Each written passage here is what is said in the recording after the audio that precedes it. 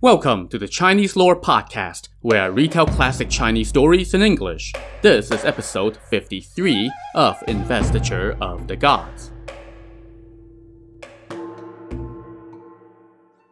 Last time, with some help from high-level creation gods, Jiang Ziya and company fended off the pestilence-spreading black magic of Lu Yue and sent him fleeing, killing 3 of the 4 disciples that he had brought with him. Lu Yue and the 4th disciple soon ran into another Chan Taoist warrior named Wei Hu, who was coming for their heads.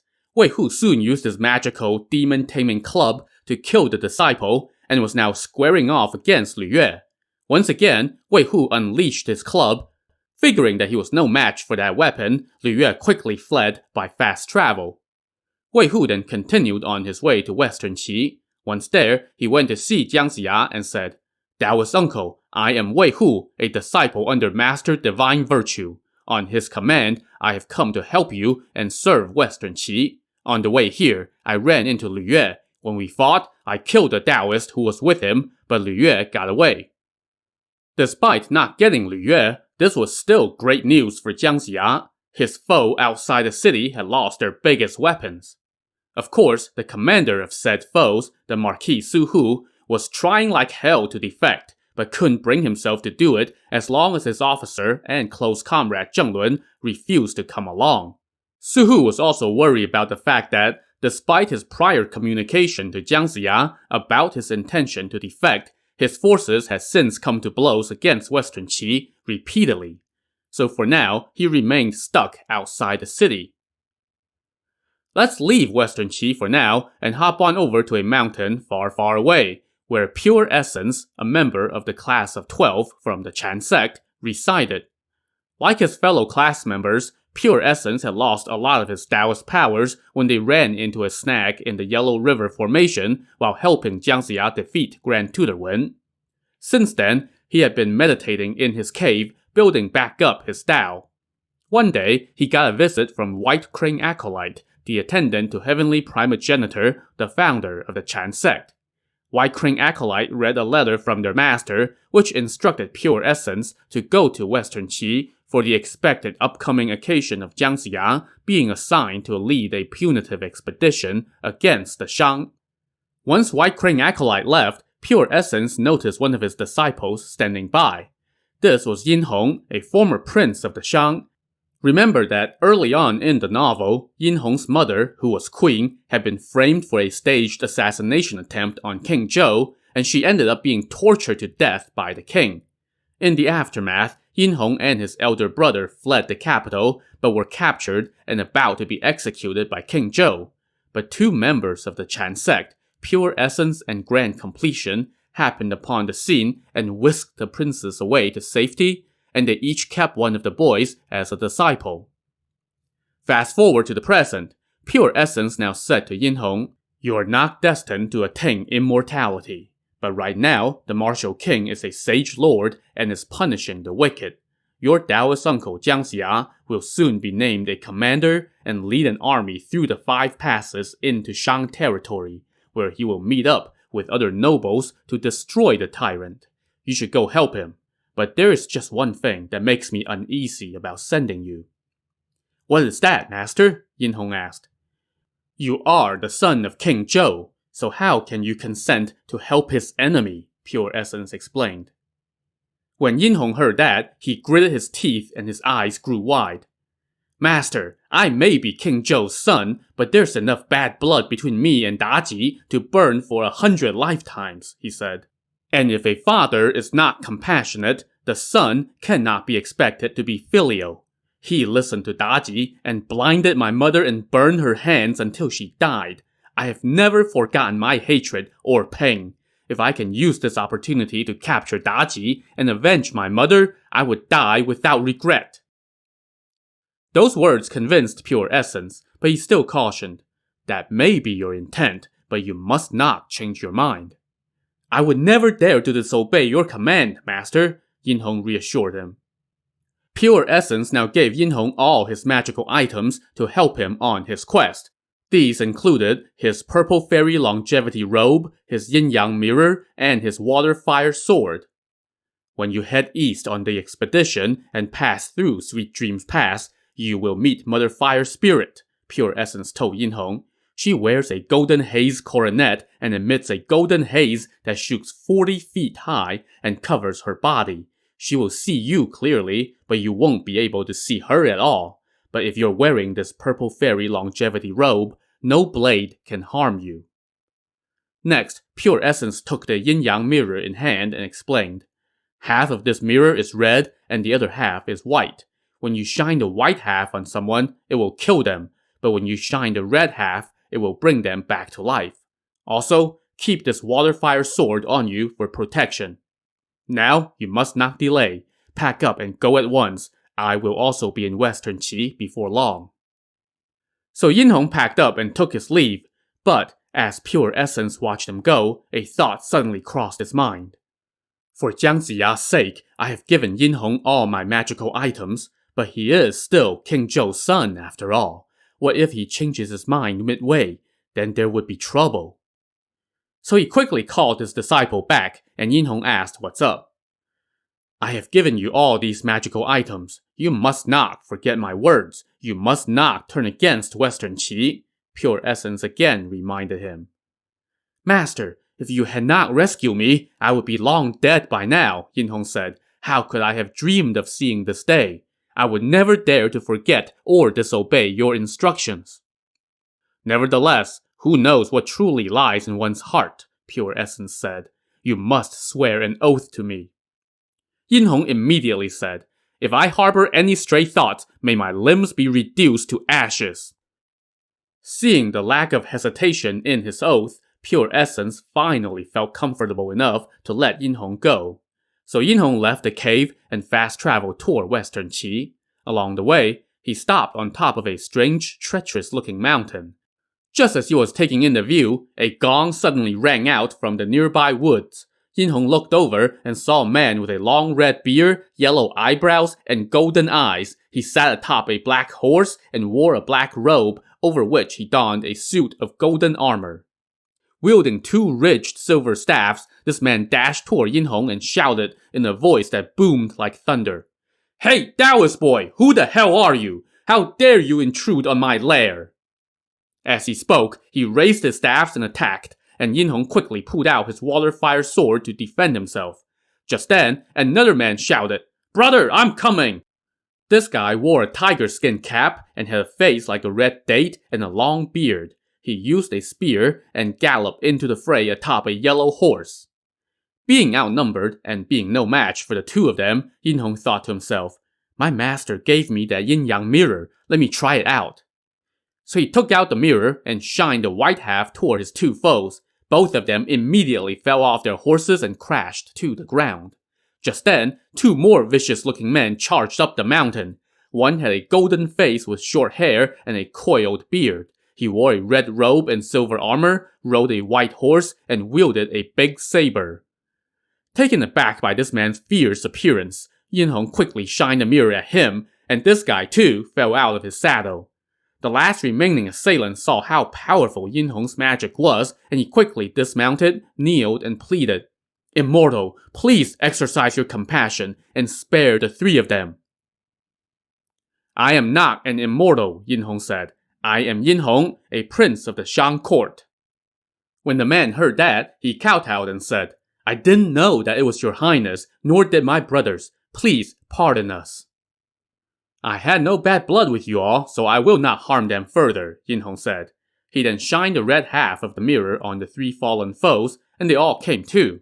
They immediately sprang to their feet and shouted, You sorcerer! How dare you bully us! But the fourth guy checked them and told them that they were in the presence of a Shang prince. The three of them immediately kneeled and paid their respects. Yin Hong asked for their names, and one of them said, We are outlaws gathered here on this double dragon mountain. My name is Pang Hong, and these others are Liu Fu, Gou Zhang, and Bi Huan.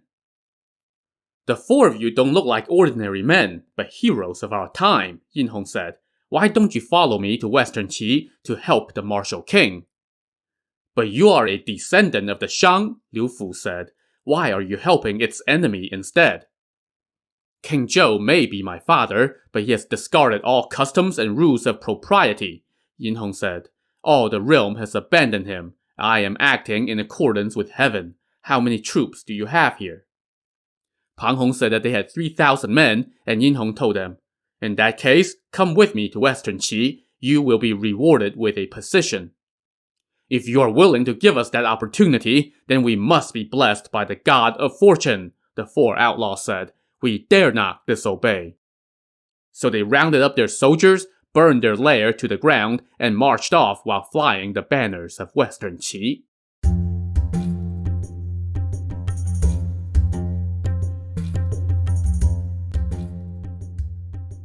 After some days on the road, they suddenly saw a Taoist approaching on a tiger. The soldiers started shouting in alarm when they saw the beast, but the Taoist told them, "Don't worry, this is a domesticated tiger. It's not going to hurt you. Please let your prince know that a Taoist will like a word." When Yin Hong got this message, he halted his march and invited the Taoist to come talk. When the man approached, Yin Hong bowed respectfully and asked for his name. "Your master and I both belong to the Chan sect," the Taoist said. So Yin Hong called him Taoist uncle, and once they sat down, he again asked for the man's name and his reason for coming. "I am Shen Gongbao," the man said. "Where are you headed?" "On my master's instructions, I am heading to Western Qi to help the martial king." "What nonsense!" Shen Gongbao said sternly. "Who is King Zhou to you?" "He is my father," Yin Hong said. Shen Gongbao now shouted, "How can there be a son who helps someone else to wage war against his own father?" "But King Zhou is a tyrant, and the realm has revolted against him," Yin Hong said. "I am acting in accordance with heaven. Even filial sons cannot go against this." Shen Gongbao laughed. "You are misguided. Your vision is narrow, and you don't understand honor. You are a descendant of the Shang. Even if King Zhou is a tyrant, there is no justification for a son to wage war against his father. Besides, after he dies, who would succeed him? Instead of prioritizing your family's enterprise, you're listening to someone else and acting improperly. There will never be another like you. By helping the martial king, you're jeopardizing your ancestral temples and your family's enterprise. How will you face your ancestors in the underworld?" That spiel gave Yin Hong pause. He looked down in silence for a while, and then said, "Your words are reasonable, but I had already sworn an oath to my master that I would help the martial king." "What was that oath?" Shen Gongbao asked. "I swore that if I don't help the martial king wage war against the Shang, may my limbs be reduced to ashes." Shen Gongbao laughed. "That's a worthless oath. How can flesh and blood turn to ashes? Listen to me. Change your mind and go wage war against the Zhou instead. You will succeed in the long run and do justice to your ancestors. This is advice from the heart." So, if Yin Hong would just take a second and think this through, he would realize that in a novel filled with powerful Taoists wielding convenient MacGuffins, there were literally hundreds of ways for one's flesh and blood to be reduced to ashes. Hell, even his very mortal father became an expert at this just by strapping guys to giant red-hot pillars. But Yin Hong obviously was not thinking straight, as he quickly forgot his master's instructions and agreed with Shen Gongbao. Shen Gongbao then said, "Right now, Su Hu, the Marquis of Jizhou, is leading a campaign against Western Qi. You should join your forces with his, and I will recruit another skilled person to help you succeed." "But Su Hu's daughter Daji killed my mother," Yin Hong said. "How can I share a space with her father?" Shen Gongbao laughed. "As the saying goes, keep your hatred inside. There is no harm in meeting. Once you have conquered the realm, you can avenge your mother however you want. Don't rob yourself of the opportunity in this moment." Yin Hong bowed and thanked Shen Gongbao for this advice. Shen Gongbao then took his leave, and Yin Hong told his troops to change their banners from the colors of the Zhou to the colors of the Shang. I'm sure his soldiers were rather confused by this sudden switch, but they all obeyed, and within a day, they had arrived outside Su Hu's camp. Yin Hong ordered one of his newly recruited officers, Pang Hong, to go summon Su Hu for a meeting. Pang Hong, being a former outlaw, did not know the proper way to handle these kinds of things, so he just rode to the front of Su Hu's camp and shouted, "The prince is here and has ordered the Marquis of Jizhou to go see him." When word of this reached Su Hu, he thought to himself, King Zhou's princess vanished long ago, so who is this prince? Besides, I'm here on campaign with a royal decree. Who would dare to order me around? So he told his guard, "Go tell that messenger to come see me." When Pang Hong followed the guard into the tent, Su Hu took note of his vicious appearance and asked, "Where are you from? Which prince sent you here?" "It's the second prince who sent me here to summon you, General," Pang Hong replied. Su Hu thought to himself, the princes Yin Jiao and Yin Hong were about to be executed when the wind blew them away, so how can there be another Prince Yin Hong? Standing next to him, the officer Zheng Lun now chimed in. "My lord, it was a bizarre situation when the princes were swept away by the wind. I think they must have been rescued by some immortal. And now, seeing the realm in chaos, he may have come to help his country. We don't know the truth. Wait and see how he acts when he gets here, and then determine whether he's a fraud or the real thing." Su Hu agreed, so he went to Yin Hong's camp, and Yin Hong summoned him in. Su Hu and Zheng Lun both entered and bowed, saying, "Pardon us for not being able to kneel, as we are clad in armor. May we ask, which branch of the Shang family tree do you descend from?" "I am Yin Hong, the second son of the current king. My father lost his way and wanted to execute my brother and me, but thanks to heaven, a powerful Taoist rescued me. I have come to help you succeed, so why are you questioning me?"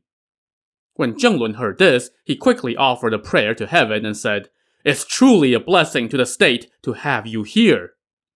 Yin Hong now combined his forces with Su Hu and took up his seat in the main tent. He asked how the war was going, and Su Hu recounted the prior engagements, leaving out the part about his own intent to defect, of course. Yin Hong then discarded his Taoist robes and changed into royal regalia, and the next day, he led the army out to demand battle. Inside Western Qi, Jiang Ziya got word that the prince of the Shang was outside demanding combat, and he had the same question that Su Hu had about where this prince came from. Flying Tiger said, "Yin Jiao and Yin Hong were about to be executed when they were swept away by wind. This must be them. I recognize them. Let me go out and determine the truth." So Flying Tiger went out with his 4 sons, and across the way, Yin Hong was flanked by his 4 officers, with Zheng Lun serving as backup. Yin Hong wore a golden coronet on his head and a suit of chainmail over a red battle robe.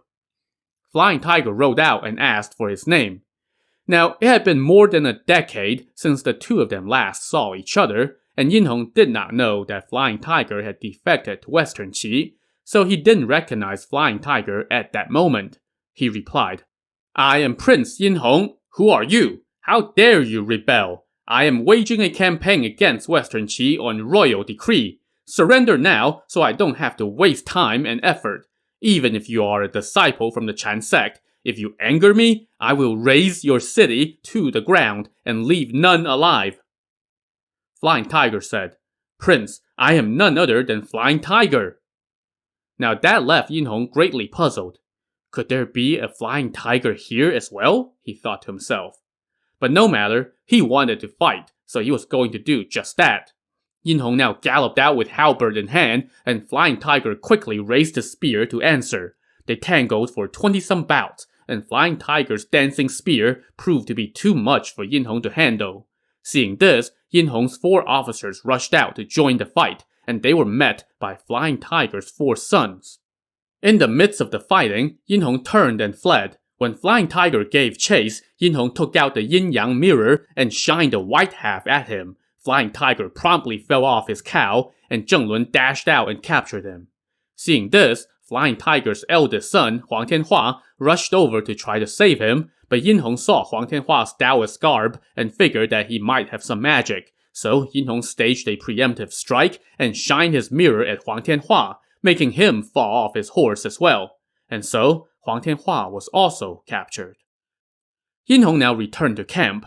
Even though one of his officers took a stab to the leg from one of Flying Tiger's other sons, the day was still a victory, since he had captured 2 enemy generals. When Flying Tiger's other 3 sons returned to the city and reported to Jiang Ziya in tears, Jiang Ziya was stunned and asked what happened. They described how Yin Hong had a mirror that made people fall off their horses, and that made Jiang Ziya very concerned.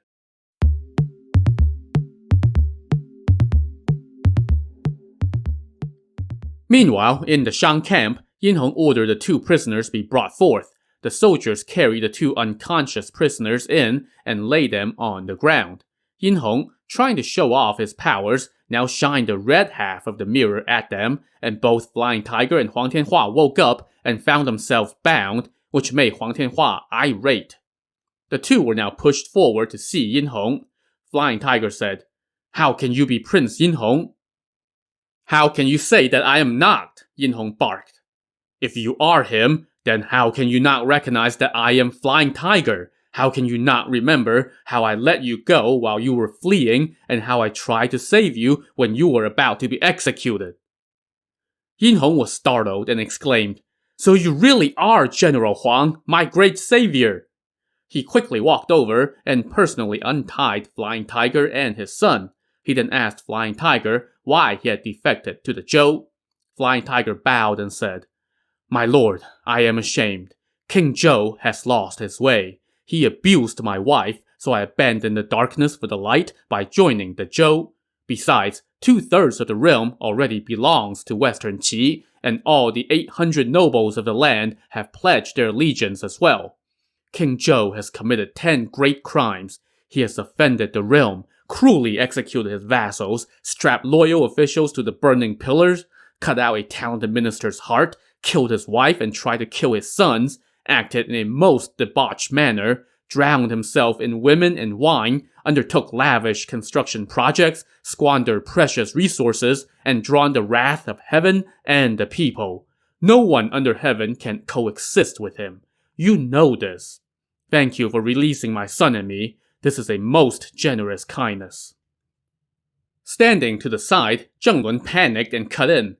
"My prince, you must not release them. If you let them go, they will cause trouble again. Think about it."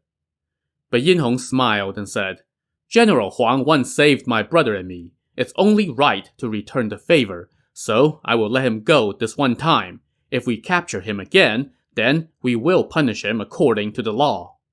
He then ordered the men to return Flying Tiger and Huang Tianhua's armor, and he told Flying Tiger, "General Huang, I have repaid your kindness. From now on, there are no other debts between us. If we meet again, be careful and don't do anything that you will regret." Flying Tiger thanked him, and father and son then returned to the city and went to see Jiang Ziya. Jiang Ziya was like, "How the heck did you get back here again? This is the 2nd time you've been captured and came back alive." Flying Tiger told him what happened, and Jiang Ziya rejoiced. Truly, heaven blesses the blessed. Meanwhile, in the Shang camp, Zheng Lun was pouting. I mean, how many times can I capture these same 2 guys only to have someone let them go? He told Yin Hong, "If we capture them again, we must not let them off easy. I had captured them before, but then they escaped, and now they got off easy again." But Yin Hong said, "Flying Tiger saved me, so it's only right for me to return the favor. In any case, he can't escape my clutches." The next day, Yin Hong led his army out again and demanded to speak to Jiang Ziya. So Jiang Ziya and his troops rode out. Pointing with his halberd, Yin Hong shouted, "Jiang Ziya, why did you rebel? You were once an official of the Shang. How despicable you are to betray your lord's kindness to you." Jiang Ziya bowed and said, "My prince, you are wrong. When a lord is just, his vassals will follow him without orders. But when the lord is unjust, his vassals cannot follow his orders. King Zhou is a tyrant, drawing the wrath of the people and of heaven. All in the realm have grievances against him, and all under heaven have rebelled against him. This is not a case of the Zhou disobeying his command. And now the land has submitted to us and placed their trust in our kingdom. So why must you go against heaven's will? I fear you will regret it." But Yin Hong was not in a listening mood and shouted for someone to go capture Jiang Ziya. 3 of his 4 officers galloped out and were met by Ne Zha, Huang Tianhua, and Yang Jian. Yin Hong himself then rode out to fight Jiang Ziya, while Su Hu and his son kept watch over the lines. Gongs and drums blared, and the shouts of battle echoed across the field as the two sides went at it. After a few exchanges against Yin Hong, Jiang Ziya unleashed his god-beating staff, but Yin Hong had on his purple fairy longevity robe underneath his armor, so even though the staff struck him, he felt nothing at all. But that immunity did not extend to his officers. At the same time, Ne Zha unleashed his universal ring, and it knocked his opponent Pang Hong off his horse. Ne Zha then added a thrust to the gut with his spear and finished off Pang Hong. Seeing this, Yin Hong left Jiang Ziya and went to fight Ne Zha instead. Meanwhile, Yang Jian was tangling with the Shang officer Bi Huan. In the midst of their fight, Yang Jian let loose his sky-barking hound, and the dog did what it did best and bit Bi Huan. The pain distracted Bi Huan long enough for Yang Jian's saber to find its mark and kill him. After fighting Ne Zha for a bit, Yin Hong pulled out his mirror and shined the white half of it at Ne Zha. But of course, being made of lotus, Ne Zha was once again immune to this magic, no matter how many times Yin Hong shined the mirror at him. Uh-oh, what's Yin Hong gonna do now?